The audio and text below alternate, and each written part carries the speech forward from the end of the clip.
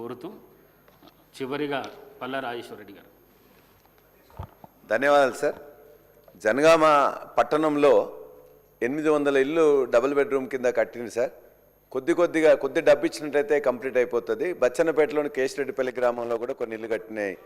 మంత్రి గారికి వరంగల్ రివ్యూలో నేను రిక్వెస్ట్ చేసిన, వారు కూడా ఆనాడు కలెక్టర్కి చెప్పిండ్రు, ఎలక్షన్ల ముందు ఖచ్చితంగా చేస్తామని చెప్పేసి ఒక ప్రాసెస్ మొదలుపెట్టిండ్రు. ఈ లోపల కలెక్టర్ గారు చేంజ్ అయిపోయేసరికి మళ్ళీ ప్రాసెస్ అంతా వెనుకబడ్డది.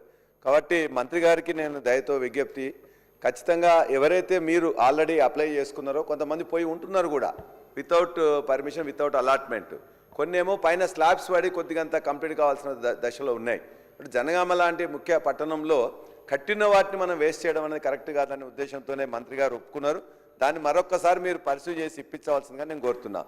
రెండవది, డబుల్ బెడ్రూమ్ ఇందిరమ్మ ఇళ్ళకి సంబంధించి సమస్య మీరు అలకేట్ చేసి మీరు లెటర్ ఇచ్చిన తర్వాత వాళ్ళు మొదలు పెట్టుకున్న తర్వాత ఇది L1లో లేదు కాబట్టి వీళ్ళకు ఆల్రెడీ వాళ్ళు ఉండే కిరాయి ఇంట్లో వాళ్ళు పక్కా భవనంలో ఉందని చెప్పే ఉద్దేశంతో వాళ్ళని ఆపడం కానీ, వాళ్ళకి ఎప్పుడో కారు ఉంటే వారు కారు అంటే వాళ్ళు ఏదన్నా డ్రైవర్గా ఉండి అది తీసుకున్నట్లయితే వాళ్ళకి ఆ విధంగా వెహికల్ ఉంది కాబట్టి ఉద్దేశం ఉన్న దాన్ని కూడా ఆపేస్తున్నారు. L3లో ఉన్నది L1లో లేదు అని చెప్పేసి. కాబట్టి ఒకసారి మీరు ఆర్డర్ ఇస్తే, ప్రభుత్వం ఆర్డర్ ఇచ్చిన తర్వాత వాళ్ళు కట్టుకోవడం మొదలుపెట్టిన తర్వాత మధ్యలో ఆపడం అనేది కరెక్ట్ కాదు. వాళ్ళ బిల్స్ను వెంటనే వేయించాల్సిందిగా కోరుతున్నాను. మూడోది, 3500 ఇల్లు మీరు శాంక్షన్ చేస్తూ ప్రతి కాన్స్టిట్యున్సీకి 4.5 లక్షలు ఇస్తామని చెప్పారు. కానీ అలకేట్ అయినాయి 3,24,536 అలకేట్ అయినాయి. అందులో మీరు కన్స్ట్రక్షన్ స్టార్ట్ చేసినాయి 2,62,449. మరి బడ్జెట్లో మీరు ఇప్పటిదాకా పేమెంట్ చేసింది 5,000 కోట్ల రూపాయలు పేమెంట్ చేశారు, ఫస్ట్ విడతగా చేశారు. దీనికి సంబంధించినవి 12,500 కోట్ల రూపాయలు కావాల్సి వస్తుంది. మరి బట్టి గారు బడ్జెట్లో పెట్టింది ఈ సంవత్సరానికి, వచ్చే సంవత్సరం 12 నెలలకు కూడా పెట్టింది ఇందిరమ్మ ఇళ్ళ కోసం 5,000 కోట్లు మాత్రమే. అంటే ఇప్పుడు మీరు శాంక్షన్ చేసి నిర్మాణంలో ఉండే 2,62,449కి సంబంధించిన డబ్బులు కూడా వచ్చే బడ్జెట్లో కూడా పెట్టలే. కాబట్టి మరి వీళ్ళకి ఎట్లా పేమెంట్ చేస్తారు? చివరి ప్రశ్న ఏంటంటే, మరి ఇవే కాకుండా వచ్చే సంవత్సరం కూడా మరి 3,500 ఇస్తామని మినిస్టర్ గారు చెప్పారు.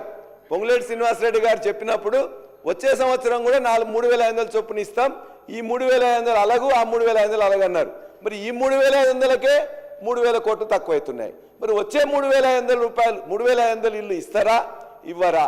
ఇస్తే ఎప్పుడు ఇస్తారని చెప్పేసి మీ ద్వారా మంత్రి గారిని రిక్వెస్ట్ చేస్తున్నాం. శ్రీ ధన్పాల్ సూర్యనారాయణ. ధన్యవాదాలు అధ్యక్ష. డబుల్ బెడ్రూమ్ల విషయానికి వస్తే ఒక 1 మినిట్ గౌరవ డిప్యూటీ సీఎం గారు. అధ్యక్ష, గౌరవ సభ్యులు పల్లా రాజేశ్వరరెడ్డి గారు మాట్లాడుతూ నియోజకవర్గానికి 4.5 లక్షల ఇళ్ళు ఇస్తా అని చెప్పారు. కానీ మీరు చెప్పిందే నేను చెప్తా ఉన్నానండి. మీరు చెప్పిందే నేను చెప్తా ఉన్నాను. మీరు అన్నారు, కావాలంటే ఒకసారి రికార్డ్ చూసుకోండి. నియోజకవర్గానికి 4.5 లక్షల ఇళ్ళు ఎక్కడ ఉంటాయి అధ్యక్ష? నియోజకవర్గానికి మొత్తం ఉంటే 70,000 ఇళ్ళు 80,000 ఇళ్ళు ఉంటాయి మ్యాక్సిమం. నియోజకవర్గానికి 4.5 లక్షల ఇళ్ళు ఇస్తా అన్నారు, వీళ్ళు ఇయ్యలేదు. ఏం లెక్కలు అధ్యక్ష ఇవి? ఈ రకంగా సభని రాష్ట్రాన్ని తప్పుదోవ పట్టిస్తే ఎట్లా అధ్యక్ష? అధ్యక్ష, వారు చెప్పిందే నేను చెప్తున్నాను అధ్యక్ష. అట్లాగే ఫ్లోలో సార్ అధ్యక్ష, అది రికార్డులో పోయింది కాబట్టి నేను ఆ రికార్డు సెటరేట్ చేయాలి.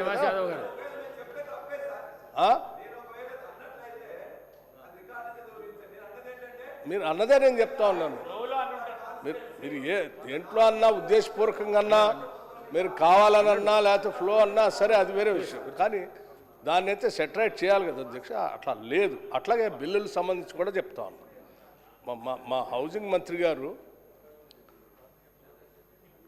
నియోజకవర్గానికి 3,500 ఇళ్ళు లెక్కను 4.5 లక్షల ఇళ్ళు శాంక్షన్ చేస్తున్నామని చెప్పారు. దాని ప్రకారం రాష్ట్రంలో ఉన్నటువంటి శాసనసభ్యుల్ని, అధికారుల్ని, జిల్లా అధికార యంత్రాంగాన్ని, హౌసింగ్ శాఖని ఒకటి కాదు రెండు కాదు అనేక సార్లు సమావేశాలు పెట్టి అర్హత కలిగినటువంటి వాళ్ళందరి చేత నియోజకవర్గంలో 3,500 ఇళ్ళు శాంక్షన్ చేపించడం మీరు ఇవ్వండి, శాంక్షన్ చేస్తాం. దానికి ఎన్ని వేల కోట్ల రూపాయలైనా సరే పేదవాళ్ళ కోసం ఖర్చు పెట్టడానికి సిద్ధంగా ఉన్నామని చెప్పి అనేక సందర్భాలు సభలో చెప్పారు అధ్యక్ష.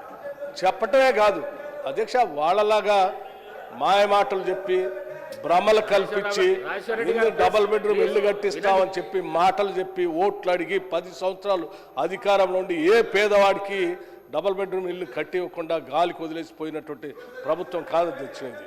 వారు చాలా నిక్కచ్చిగా హౌసింగ్ శాఖ మార్చిన నిక్కచ్చిగా దాని మీద రివ్యూ చేస్తూ నెలకొకసారి కాదు అధ్యక్ష, బిల్లులు వారానికి ఒకసారి బిల్లులు రిలీజ్ చేపిస్తా ఉన్నారు. వారానికి ఒకసారి అధ్యక్ష బిల్లులు.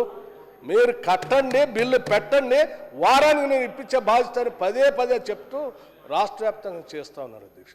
ఇంత ఉన్నతమైన కార్యక్రమం అధ్యక్ష. రాష్ట్రంలో ఉన్నటువంటి పేదవాళ్ళు అధ్యక్ష, గూడు లేనటువంటి వాళ్ళు ఆత్మగౌరవంతో బతకాలని, ఈ రాష్ట్రంలో ఏ పేదవాడు కూడా ఇల్లు లేకుండా ఉండకూడదనేటువంటి ఒక ఉన్నతమైనటువంటి ఆశ ఆలోచనతో 22,500 కోట్ల రూపాయలు ఖర్చు అవుతున్నప్పటికి కూడా, అంత పెద్ద భారమైనప్పటికి కూడా తప్పనిసరిగా ఈ రాష్ట్రంలో ఉన్న ప్రతి పేద కుటుంబం మన కుటుంబమే వాళ్ళ కోసం కట్టాలనేటువంటి ఆలోచనతో అంత భారాన్ని మోస్తూ పనిచేస్తూ ఉంటే అభినందించాల్సింది పోయి మీరు నియోజకవర్గానికి 4.5 లక్షలు ఇల్లు ఇస్తా అన్నారు, ఇవ్వట్లేదు, బిల్లులు తగ్గి అధ్యక్ష.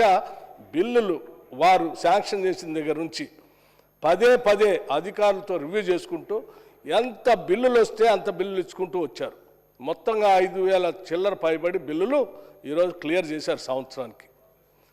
ఈ సంవత్సరం ఎన్ని వేల కోట్లు అవసరమైతే అన్ని వేల కోట్లు రిలీజ్ చేసుకుంటూ వచ్చిన తర్వాత ఒక అంచనాకు వచ్చి మొత్తంగా ఉరుకులు పెట్టిస్తే కూడా 5,500-6,000 కోట్లు దాటట్లేదు. కాబట్టి దాన్ని సరిపోయేంత పెట్టటమే కాదు, మళ్ళీ రివ్యూ చేసుకుంటూ వారానికి ఒకసారి బిల్లులు ఇచ్చుకుంటూ ఇంకా పెరిగితే కూడా ఇంకొక దగ్గర నుంచి ఎక్కడి నుంచి అయినా అడ్జస్ట్ చేసి ఆ బిల్లులు ఇవ్వడానికి సిద్ధంగా ఉన్నామని చెప్పి నిన్న బడ్జెట్ సమావేశంలో రిప్లై చెప్పేటప్పుడు చాలా స్పష్టంగా ఈ గౌరవ సభలో ఉన్నటువంటి సభ్యులందరికీ దురదృష్టవశాత్తు అధ్యక్ష మీరు వినటానికి సిద్ధంగా లేరు, సభ వదిలిపెట్టి పారిపోయారు. బడ్జెట్ కాగితాలు దింపుతారు, చెవులో పూల్లా పెట్టుకుంటారు. పేదల కోసం ఏ సంక్షేమం ఉన్నా కానీ వినటానికి సిద్ధంగా లేరు మీరు నిన్న ఇక్కడ ఉండి అది విని ఉండుంటే మేము చాలా స్పష్టంగా చెప్పాం. నిన్న స్పష్టంగా చెప్తాం కాదు, సభలో ఉన్న గౌరవ సభ్యులందరికీ చెప్పాం, పిలుపిచ్చాం, ఇచ్చి మీ అందరూ మీ నియోజకవర్గాల్లో దగ్గరుండి సాధ్యమైనంత మేరకు శాంక్షన్ చేసిన ఇళ్ళన్నీ కట్టించే ఏర్పాటు చూడండి. త్వరితగతిన వారం బిల్లులు పెట్టించే బాధ్యత కూడా మీరు తీసుకోండి. ఆ వచ్చే బిల్లులు క్లియర్ చేయడానికి ప్రభుత్వం సిద్ధంగా ఉందని అంత స్పష్టంగా చెప్తే మీరు సభలో లేకుండా వాళ్ళ మాటలు వీళ్ళ మాటలు విని మీరు ప్రజల్ని భ్రమలో పుట్టించి వాళ్ళకి ఏమి చేయకుండా ఉంటే బాగుండని బలమైన కోరికని మనసులో పెట్టుకొని ఈరోజు ఇట్లా మాట్లాడుతూ ఉంటే ఇది కరెక్ట్ కాదు అధ్యక్ష. ఈ ప్రభుత్వం మానవీయ కోణంతో ప్రజల కోసం పనిచేసేటువంటి ప్రభుత్వం. ఒక్కొక్క సభ్యుడు ఒక్కొక్క నియోజకవర్గంలో పేదల కథలు చెప్తా ఉంటే, వాళ్ళ బాధలు చెప్తా ఉంటే మీరు కూడా అధ్యక్ష అక్కడి నుంచి ఆనాడు ఇందిరమ్మ ఇళ్ళు ఈ రాష్ట్రాల్లో ఈ దేశంలో ఎక్కడ లేనటువంటి పరిస్థితుల్లో మీరు ఆ రోజు ఉన్నారు, ప్రభుత్వంలో ఉన్నారు, శాసనసభ్యులుగా ఉన్నారు. ఆనాడు ఉమ్మడి రాష్ట్రంలో కాంగ్రెస్ ప్రభుత్వం ముఖ్యమంత్రిగా డాక్టర్ వైఎస్ రాజశేఖర రెడ్డి గారు మొదలుపెట్టినటువంటి సమయంలో ఇందిరమ్మ ఇళ్ళు అనేది అప్పటి వరకు రాష్ట్రంలో లక్షలాది గుడిసెలు ఉండే అధ్యక్ష.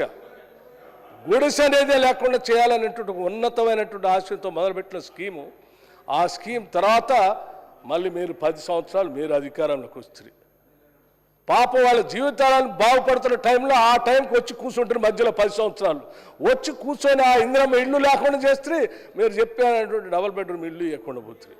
మళ్ళీ మేము వచ్చిన తర్వాతనే కదా అధ్యక్ష శ్రీనివాసరెడ్డి గారు, పొంగులేటి శ్రీనివాసరెడ్డి గారు మళ్ళీ ఆయన హౌసింగ్ శాఖ మంత్రి అయిన తర్వాత ముఖ్యమంత్రి గారు క్యాబినెట్ అంతా కూర్చొని 10 సంవత్సరాలు పాపం అన్యాయం అయిపోయారు పేదవాళ్ళు, మనం చేద్దాం వాళ్ళకి. ఒక్క గది ఇల్లు కాదు అధ్యక్ష, 5 లక్షల రూపాయలతో మేము ఇల్లు ఇస్తాము, దానికోసం ఎన్ని వేల కోట్లైన ఖర్చు చేస్తామంటే ఆ కాగితాలు చెప్తారా అధ్యక్ష వీళ్ళు? పేదలకు ఇచ్చే ఇళ్ళకి చెప్పినటువంటి కాగితాలు చెప్తారా అధ్యక్ష వీళ్ళు? ఆ కాగితాలు చింపి చెవులో పెట్టుకొని పూల్లో పెట్టుకొని పోతారు. వీళ్ళకి అధ్యక్ష పేదల పట్ల ఉన్నటువంటి నిబద్ధత ఇంకా వాళ్ళ లెక్కల గురించి మాట్లాడుతున్నారు. ఇది కరెక్ట్ కాదు అధ్యక్ష. దయచేసి సభ్యులు చెప్పినవన్నీ మా మా మంత్రి గారు మానవ కోణంతో ఆలోచన చేస్తూ ఉన్నారు. ఆ చేయటమే కాదు, ఇప్పుడు వారు 4.5 లక్షల ఇల్లే కాదు, వారు మొన్న ఒక మాట అన్నారు, ఇంకా అవసరమైతే ఇంకొక 1000 ఇళ్ళు కూడా ఇప్పటికి రాష్ట్రంలో నియోజకవర్గంలో 3,500 ఇళ్ళు ఇచ్చాము, త్వరితగతిన కట్టించండి, ఇంకా అవసరమైతే ఇంకొక 1000 ఇళ్ళు కట్టడానికి కూడా నేను సిద్ధంగా ఉన్నాను ప్రకటన చేశారు అధ్యక్ష. ఇది కదా ఉదాత్తమైనటువంటి హృదయం అంటే. చెప్పిన మాటలు విని విని అలసిపోయాం అధ్యక్ష, ఇది కరెక్ట్ కాదు. శ్రీ ధన్పాల్ సూర్యనారాయణ. ధన్యవాదాలు అధ్యక్ష. మా నిజామాబాద్ నియోజకవర్గ ఇస్తాను. సీనన్న